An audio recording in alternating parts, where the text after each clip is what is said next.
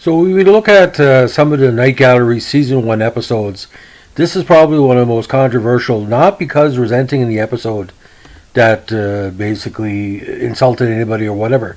It was Steven Spielberg, allegedly second big try at the Night Gallery oeuvre. He did the Joan Crawford pilot movie Eyes, I think more than a year before. But in this one, he plays his directorial role in an episode called Make Me Laugh. The basic plot is there's a failed comic played by Godfrey Cambridge who's trying to hit it big. But the problem is the person he's been performing for and his agent basically drop him because he's been bombing on stage. Now the Jackie Slater character, as played by Godfrey Cambridge, doesn't draw any empathy, good or bad. Like I said, either he plays it a little bit too soft or a little bit too loud.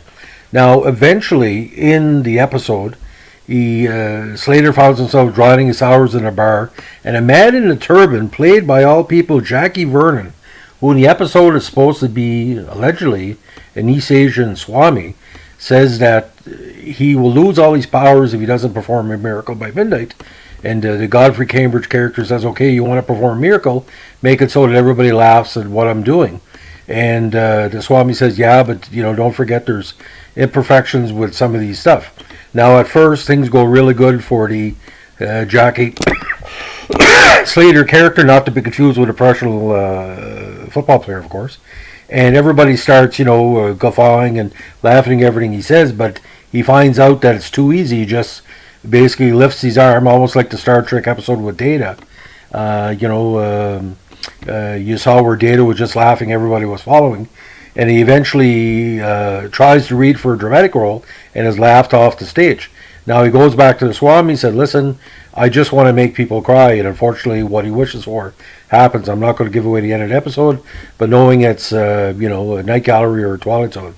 In any Serling written episode, there's usually a problem. Now the problem with this episode is not the script, ladies and gentlemen. Allegedly Spielberg, some of his scenes had to be refilmed with Tom Bosley, allegedly, according to my good friend Scott Skelton, who wrote the book, co-wrote the book on the Night Gallery Encyclopedia. Godfrey Cambridge is not the best character for this. It would have been interesting to get a Flip Wilson or even a white actor to play it, like a really well-known comedian. Even Rodney Dangerfield. Wouldn't that be perfect, right? But Tom Bosley as the agent of Jackie Slater. That was his second appearance on Night Gallery. And he gives a good performance, but he's basically wasted here. And so is Al Lewis as Myron Mishkin. Al Lewis, Grandpa Lewis, of course, as the kind of the Jewish boss of the Cambridge character.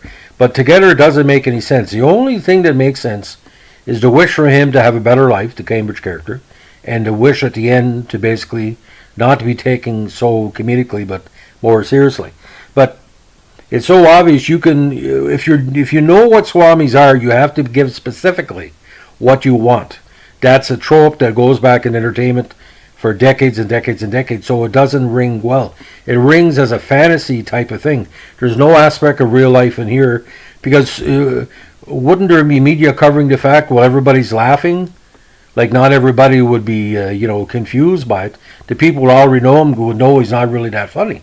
Like, it doesn't come in. And that's the same problem we had with the new Twilight Zone episode from this season with the singer. Not the same, but there's a different spin to it. But it's the same trope all over again.